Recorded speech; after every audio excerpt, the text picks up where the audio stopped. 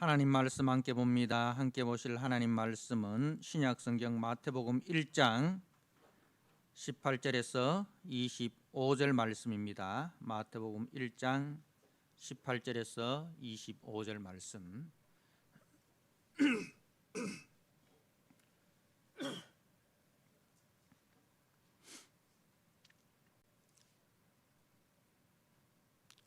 말씀을 봉독드립니다. 예수 그리스도의 나심은 이러하니라. 그의 어머니 마리아가 요셉과 약혼하고 동거하기 전에 성령으로 잉태된 것이 나타났더니 그의 남편 요셉은 의로운 사람이라 그를 드러내지 아니하고 가만히 끊고자 하여 이 일을 생각할 때에 주의 사자가 현몽하여 이르되 다윗의 자손 요셉아, 네 아내 마리아 데려오기를 무서워하지 말라. 그에게 잉태된 자는 성령으로 된 것이라. 아들을 낳으리니 이름을 예수라 하라.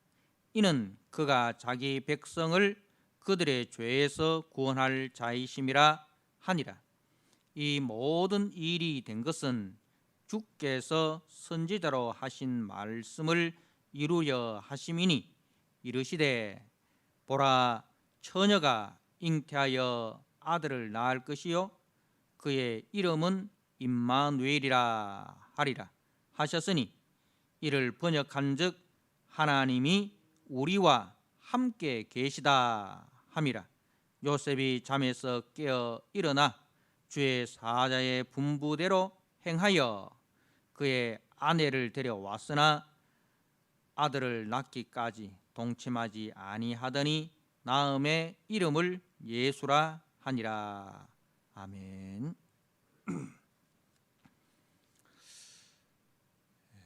오늘 성탄절 코로나로 인하여 우리 성도들이 다 함께 모여서 성탄 축하 예배를 드리지 못하고 또 이렇게 소수의 이제 예배 담당자들만 나와서 예배를 드리게 됩니다. 어느 자리에 계시든지 이 동일한 마음과 또 동일한 자세로 성탄을 축하하고 하나님께 영광 돌리는 복된 우리 성도님들 되시기를 주님의 이름으로 부탁을 드립니다. 오늘 마태복음 1장 18절에서 25절의 말씀, 임마누엘이라는 제목으로 주신 말씀을 함께 나누고자 합니다. 예수 그리스도의 나심은 이러하니라. 그의 어머니 마리아가 요셉과 약혼하고 동거하기 전에 성령으로 잉태된 것이 나타났더니 그의 남편 요셉은 의로운 사람이라. 그렇게 말씀합니다. 우리가 보통 한 아기가 태어나기 위해서는 남자와 여자의 만남이 있어야 됩니다. 그것이 하나님의 창조의 법칙이고 창조의 질서입니다. 남자와 여자를 통하여 아이가 태어나는 것이 하나님의 창조의 질서입니다. 이 창조의 질서는 창조의 질서 또한 하나님의 법칙입니다. 그래서 우리는 그것을 지켜야 됩니다. 그런 측면에서 결혼이라는 것은 남자와 여자의 건강한 남자와 여자의 만남이죠. 그런 측면에서 우리는 절대로 동성애를 받아들일 수 없습니다. 그것은 하나님의 창조 질서, 하나님의 말씀을 위배하는 사건이기 때문인 것입니다. 그런데 이 남자와 여자의 만남을 통해서 생명이 태어나는 이 창조의 법칙이 인간이 범죄하고 난 이후에 아담과 하와가 하나님의 말씀에 불순종하여 이제 범죄한 이후에는 이 창조의 질서, 이 창조의 법칙이 어떻게 되어버렸습니까? 모든 사람이 죄를 범하였음에 하나님의 영광에 이르지 못하더니 라고 성경은 말씀합니다. 의인은 없나니 하나도 없다. 만물보다 거짓되고 심히 부패한 것이 사람의 마음이다. 사람은 다 거짓되되.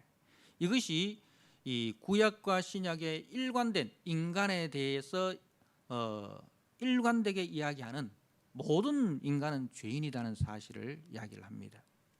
그래서 그 남자와 여자의 아름다운 만남을 통해서 생명이 태어나는 것은 참 축복받는 일이지만은, 그러나 성경적인 그 관점에서 보면은 또 한 명의 죄인이 이 땅에 태어나는 것입니다. 자, 그런데 하나님께서는 이렇게 그 하나님께서 만드신 남자와 여자가 그 속에서 생명을 낳는데, 그 생명이 이 축복된 생명, 하나님의 영광을 이루는 귀한 도구로 쓰임 받는 그렇게 사용되어지는 것이 아니라 죄인으로 태어나는 것을 절대로 기뻐하지 않으십니다. 그래서 하나님께서는 아담과 하와가 범죄하고 난 이후에 바로 구원의 약속을 주셨습니다. 그것이 창세기 3장 15절 말씀이죠. 여자의 후손을 통해서 인류를 구원하시겠다는 말씀입니다. 여자의 후손을 통해서 뱀의 머리를 깨뜨리시고 그 여자의 후손을 통해서 인류를 구원하시겠다는 것이 하나님께서 아담과 하와가 범죄한 즉시 이 인류에게 주신 구원의 메시지입니다. 그러면은 왜 여자의 후손이냐는 거죠. 남자의 후손이 아니고, 왜 남자의 후손이 아니고 여자의 후손이냐는 거죠. 이것은 하나님의 창조의 질서, 창조의 법칙을 통해서는 의인이 태어날 수 없는 거예요. 모든 사람이 죄를 범했기 때문에 죄인과 죄인의 만남에서는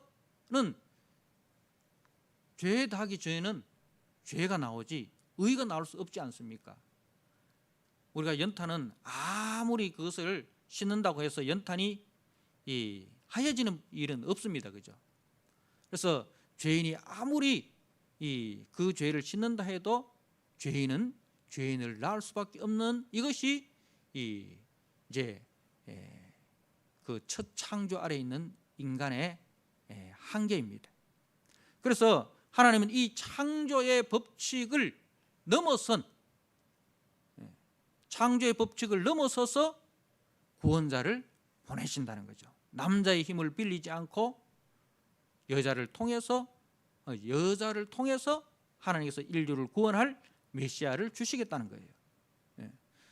그런데 여자는 하나의 도구가 되는 것이죠. 여자는 하나의 도구가 되는 것입니다. 여자는 메시아가 오는 하나의 통로가 되는 것이죠. 그래서 오늘 말씀에 예수 그리스도의 나심은 이러하니라, 그의 어머니 마리아가 요셉과 약혼하고 동거하기 전에, 동거를 해야 아이가 나는데, 그죠? 동거하기 전에 성령으로 잉태된 것이 나타났더니, 사랑하는 성도 여러분, 남자의 생물학적 법칙이 아닌 다른 통로를 통해서 우리 주님이 이 땅에 오셨다는 것입니다. 하나님께서 만드신 그 창조의 법칙이 아니라 초자연적인 방법으로 우리의 구원자이신 하나님의 아들 예수님을 이 땅에 보내셨다는 것입니다. 그래서 우리가 조금 전에 신앙 고백드렸던 사도신경에 있는 것처럼 성령으로 성령으로 동정녀 마리아를 통하여 이 땅에 오신 것입니다. 자, 그런데 이것이 우리가 누가복음에 보면 이제 마리아와 가브리엘 천사는 그걸 알죠. 가브리엘 천사가 마리아에게 알려줬기 때문에 성령으로 잉태될 것이다는 것이 이제 천사가 알려줬잖아요. 그래서 마리아는 알고 천사는 아는데 그 남편인 요셉은 모르는 거예요. 요셉은 모르는 거예요. 자, 그러니 이제 그의 남편 요셉은 의로운 사람이라 그를 드러내지 않고 가만히 끊고 자여 이 일을 생각할 때에 이제 신명기 말씀에 보면 이제 약혼한 여자도 똑같이 이제 그의 아내의 신분입니다. 동거는 하지 않지만은 법적으로는 자기 아내입니다. 그런데 그 법적인 자기 아내가 결혼하기 전에 아이를 가지게 되면, 다른 남자를 통해서 아이를 가지게 되면 이것은 그 신명기법에 의하면 돌에 맞아 죽게 됩니다. 그래서 이 요셉의 입에 의해서, 말에 의해서 마리아의 생명이 죽을 수도 있고 살릴 수도 있는 거예요. 자, 근데 그 요셉은 어떤 사람입니까? 의로운 사람이라 했어요. 의로운 사람이라. 의에는 두 가지가 있습니다. 공의가 있습니다. 공의라는 것은 뭐예요? 법대로 집행하는 거예요. 말씀대로 집행하는 거예요. 우리 하나님은 공의로운 하나님이시죠, 그죠? 공의 하나님입니다. 그래서 하나님께서는 반드시 말씀대로 심판을 하실 것입니다. 근데 이 공의는 누구만 집행할 수 있느냐?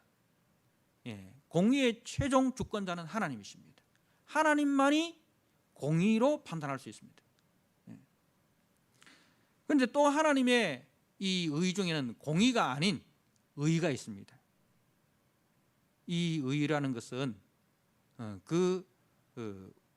우리의 죄를 덮어주는 의를 말합니다.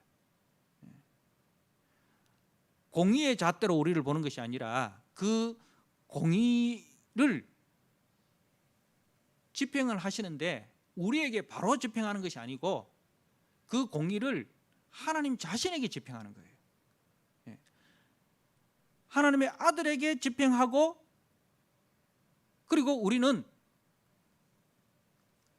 그 아들의 공의를 통해서 우리를 보는 거예요. 그게 이제 의라는 거죠. 여기서 말하는 의라는 것은 바로 그 의를 말.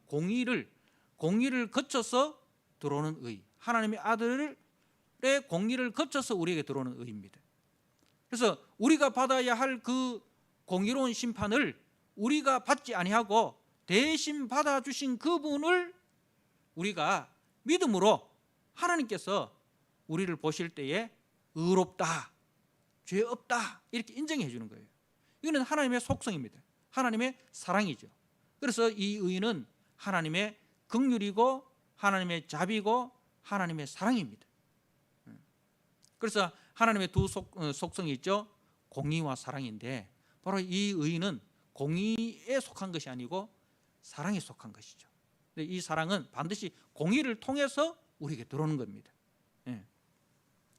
그래서 요셉은 의로운 사람이라 했을 때에 그 하나님의 그 의로우심, 그 하나님의 사랑을 알고 그 하나님의 사랑을 받은 자로서 그 하나님의 마음, 사랑을 닮은 사람이라는 거죠.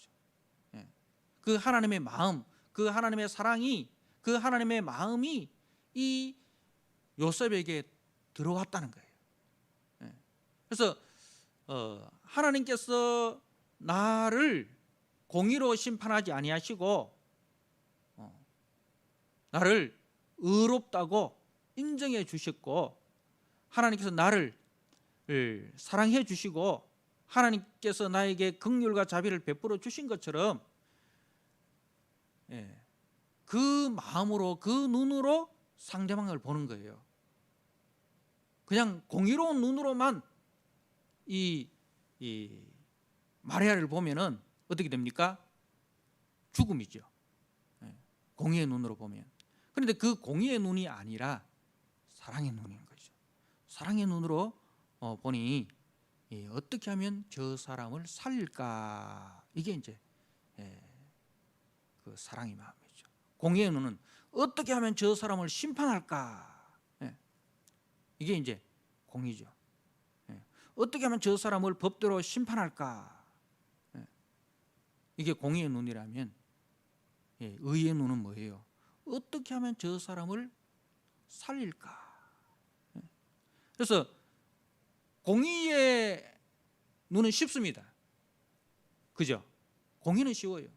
우리가 남을 판단하고 남을 정죄하고 남을 심판하는 것은 굉장히 쉽습니다. 또 그런 또 우리는 주특기를 다 갖고 있습니다. 남을 심판하고 남을 판단하고 남을 정죄하고 남에게 돌 던지고, 이거는 다 우리 죄인들의 주특기죠. 근데 요셉은 어떤 사람이 의로운 사람이라, 그 하나님의 마음을 받은 사람, 하나님께서 자신을 의롭다고 해주신 그 은혜를 알고 이제 자신도 그 은혜의 마음으로 상대방을 보는 겁니다. 마리아에 대해서 얼마나 배신감을 느끼겠습니까? 그죠? 나와 약혼한 여자가 어떻게 나도 모르게 다른 남자하고 관계를 해서 아이를 가질 수 있을까? 이 생각을 하면은 분노가 치밀어 오르겠죠.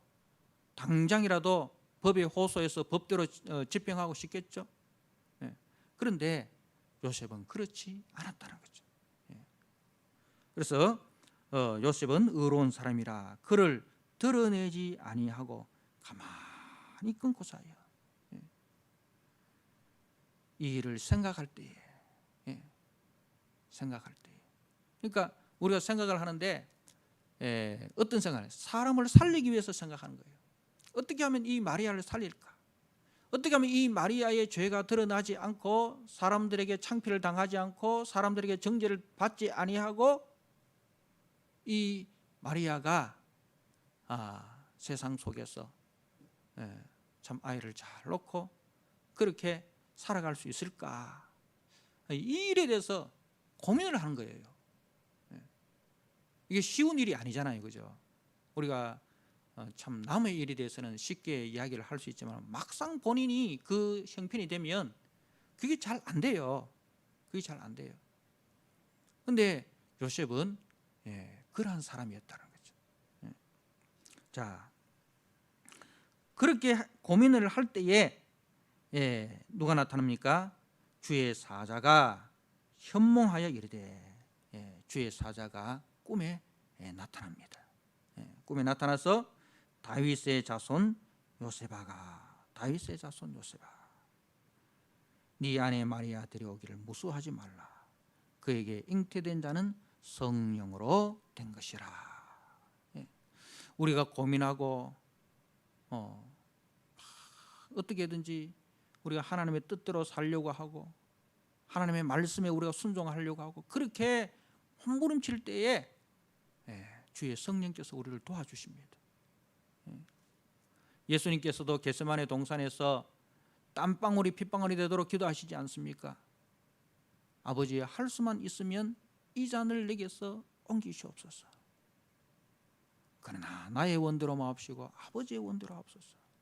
그렇게 아버지의 뜻을 이루기 위해서 우리가 기도하면 성령께서 도우십니다. 성령께서 도우십니다. 그런데요, 우리가 남을 죽이기 위해서 내 살고 남 죽이기 위해서 막 고민하면 누가 도와줍니까?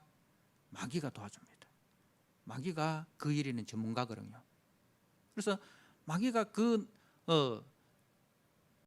남을 죽이고 자기가 살 수 있는 그 길을 막 가르쳐 주는 거예요. 그래서 우리는 절대로 마귀의 도움을 받아서는 안 됩니다. 우리는 항상 성령의 도움을 받아야 됩니다. 마귀의 도움을 받는 방법이 있고 성령의 도움을 받아서 문제를 해결하는 방법이 있습니다. 마귀의 도움을 받아서 문제를 해결하면 결국은 어떻게 됩니까? 상대방은 죽습니다. 그리고 결국 자기도 영혼이 피폐해지고 자기도 죽습니다. 마귀는 우리를 도와주는데 광명의 천사처럼 다가옵니다. 그래서 우리를 도와주는데 결국은 우리도 그 마귀의 종이 되고 우리도 결국은 그 마귀에 의해서 영원히 피폐해지게 되는 거예요. 그래서 절대로 우리가 살면서 마귀의 도움은 받으면 안 됩니다. 우리는 성령의 도움을 받아야 됩니다. 그래서 항상 사람을 살리는 쪽으로, 하나님께 영광이 되는 쪽으로. 그래서 이것이 우리 예수 믿는 사람들의 성품이에요. 성품. 우리가 베드로후서 말씀을 지금 묵상하지 않습니까? 우리에게 권면하는 말씀이 뭐예요? 하나님의 성품에 참여하라. 하나님의 성품에 참여하라. 우리 예수 믿고 구원받고 천국 가고 그게 끝이 아니에요. 예수 믿고 구원받고 이제는 우리가 이 땅에서 하는 싸움이 하나님의 성품에 참여하는 그 선한 싸움을 우리가 싸워야 되는 거죠. 뭐에서 시작하면 믿음에서 시작해서 사랑으로 완성이 되는 겁니다. 믿음이라는 것은 뭐예요? 우리가 하나님의 은혜로 구원을 받았다. 하나님의 자녀가 되었다. 그걸 받아들이는 게 믿음 아닙니까? 그죠? 그 믿음에 제일 먼저 붙는 게 뭐예요? 덕이 있어야 되는 거죠. 예수 믿는 사람들이 뭐가 있어요? 덕이 있어요. 좀 덕스러워야 된다는 거죠. 예수 믿는 사람들이 강팍하고 그게 아니고 예수 믿는 사람들은 덕이 있어요. 후덕해야 된다는 거죠. 베풀기를 좋아하고 나누기를 좋아하고 용서하기를 좋아하고 덮어주기를 좋아하고 감싸주기를 좋아하고 배려하기를 좋아하고 이런 이제 덕이 있습니다. 믿음의 덕을, 덕의 지식을, 지식의 절제를, 절제의 인내를, 인내의 경건을, 경건의 형제 우애를, 형제 우애의 사랑을 공급하라. 결국은 이 믿음은 하나님과의 관계라면 사랑은 이웃과의 관계입니다. 그래서 하나님과의 관계가 회복된 사람은 반드시 어디로 나 이웃과의 관계를 회복하는 그 삶으로 나가야 되는 거죠. 그래서 믿음의 마지막 그 열매는 사랑으로 나타나야 이 사람이 하나님 보시기에 아름다운 믿음의 소유자가 되는 거죠.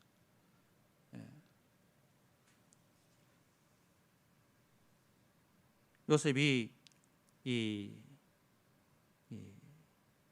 어떻게든지 하나님의 마음으로 하나님의 관점에서 이 마리아를 이해하고 마리아를 살리기 위해서 그렇게 고민할 때에 주의 사자가 와서 도와줍니다. 그리고 주의 사자가 와서 문제를 해결해 줍니다. 자, 21절 말씀에 아들을 낳으리니 이름을 예수라 하라. 이는 그가 자기 백성을 그들의 죄에서 구원할 자이심이라 하니라. 아들을 낳으리니 이름을 예수라 하라. 이 예수의 뜻이 뭡니까? 구약의 여호수아죠. 여호수아, 호세아, 다 이제 구원자라는 뜻입니다. 자, 구원자가 있다는 말은 구원받을 백성이 있다는 뜻이죠. 구원받을 백성이 있다는 거죠. 그래서 이는 그가 자기 백성을 그들의 죄에서 구원할 자입니다. 자기 백성이 지금 어디에 있습니까? 죄에 속해 있습니다. 마귀의 권세 아래서 죄와 사망의 종노릇 하고 있다는 것이죠. 애굽의 바로의 종으로 고역을 하고 있다는 것입니다. 자, 죄는 어떻게 나타납니까? 죄는 첫째로 하나님과의 관계 단절입니다. 하나님과의 관계 단절입니다. 그래서 하나님과 관계가 단절되면은 하나님에 대해서 무지하게 되고 하나님에 대해서 대적하게 됩니다. 하나님이 나의 창조주시고 하나님이 나의 주인이신 것을 잊어버리고 하나님의 자리에 자기 욕망을 이루어줄 우상을 세워놓습니다. 그리고 그 다음에 이웃과의 관계가 어떻게 됩니까? 이웃은 아담과 하와는 최초의 이웃입니다. 그죠? 서로 돕는 자예요. 아담에게 하와를 주셨는데 배필이라 했잖아요. 돕는 자잖아요. 돕는 자. 서로 한 몸이 되었어. 둘이 있으면은 둘인데 둘이 아니고 이걸 가지고 한 몸이라 하잖아요. 그죠? 한 몸이라 하고. 그래서 서로 도와서 하나가 되게 하는 것. 이게 하나님의 창조 질서입니다. 근데 인간이 범죄하고 난 이후에는 한 몸이 아니라 뭐 되어버립니까? 서로 간에 원수가 되어버립니다.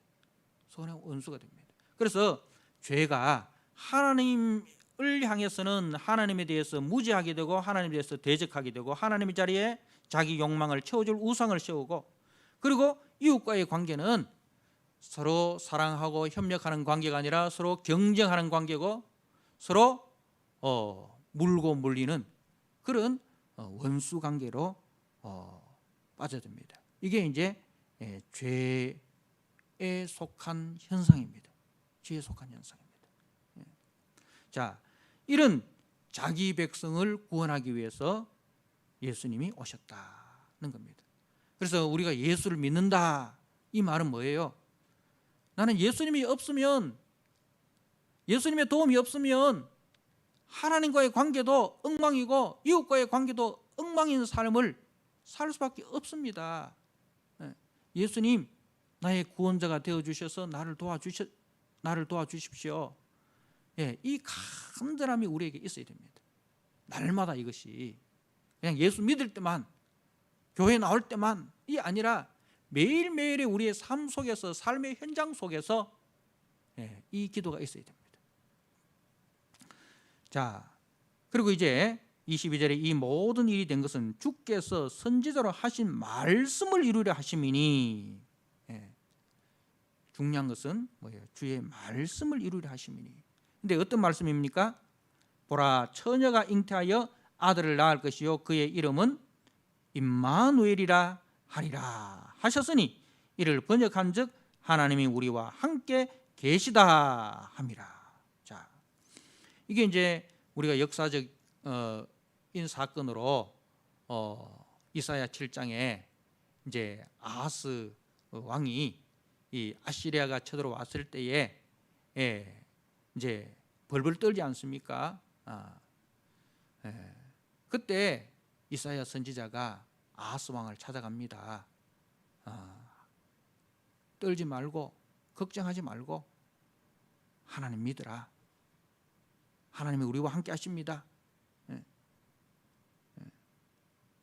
아하스가 누구예요? 하나님 믿는 사람이에요. 그죠? 아하스가 하나님 믿는 사람입니다.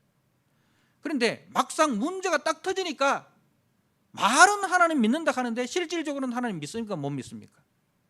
못 믿는 거예요.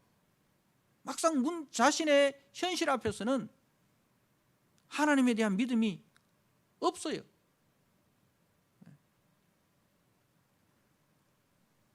거기에 등장하는 말이 바로 임마누엘입니다. 처녀가 잉태하여 아들을 낳을 것이요 그의 이름을 임마누엘이라 하리라. 여러분, 우리가 아하스와 같은 그런 삶을 살 때가 참 많습니다. 우리 참 연약해서요, 늘 우리가 믿는다 하면서 말씀을 묵상하고 기도를 하고 예배를 드리고 하지만은 막상 우리 앞에 어떤 문제가 생기고 우리 앞에 어떤 현실이 딱 다가오면 하나님에 대한 믿음이 강해지는 것이 아니라 하나님에 대한 믿음이 약해집니다. 그래서 하나님을 의지하는 것이 아니라 세상을 의지하고 자기 지혜를 의지하고 자기 방법을 의지하고, 이게 우리의 연약함이에요. 그런데 여기 등장하는 마리아와 요셉은 어떻습니까? 문제가 등장할 때에 문제 앞에서 자기를 의지하는 사람이 아니라 하나님을 의지합니다. 하나님의 말씀을 의지합니다. 그래서 그들을 통해서 하나님이 역사하시잖아요. 아하스 왕을 통해서 하나님이 역사하시는 것이 아니라 그 현실의 문제 앞에서 자신의 지혜를 의지하지 않고 세상의 방법을 의지하지 않고 하나님의 말씀을 의지하고 그 하나님의 말씀 앞에 순복하는 사람을 통해서 하나님이 함께 하시고 하나님이 역사하십니다. 사랑하는 성도 여러분, 저와 여러분은 임마누엘의 삶을 살고 있습니까? 하나님이 나와 함께 계신다는 것을 다른 사람들이 볼 때에 야, 정말 당신은 하나님이 함께 하시는 사람이네요. 그렇게 우리가 인정받고 사십니까? 오늘날 우리 한국 교회에 이런 사람이 많이 필요합니다. 지금 코로나로 인해서 교회가 세상 사람들에게 비난의 대상이 되고 지탄의 대상이 됩니다. 어떻게 보면 이것이 하나님께서 우리 한국 교회를 사랑하셔서 우리 교회를 정화시키는 그러한 시간이라 저는 그렇게 생각이 들 때가 있습니다. 우리를 돌아보게 하시고, 그래서 우리가 다시 이 하나님의 은혜로 돌아가게 하고 하나님의 말씀으로 돌아가게 하는, 정말 그것이 필요하지 않습니까? 그죠? 마지막 날에 주님 앞에 설 때 내가 너를 도무지 모른다 하면은 끝장나잖아요.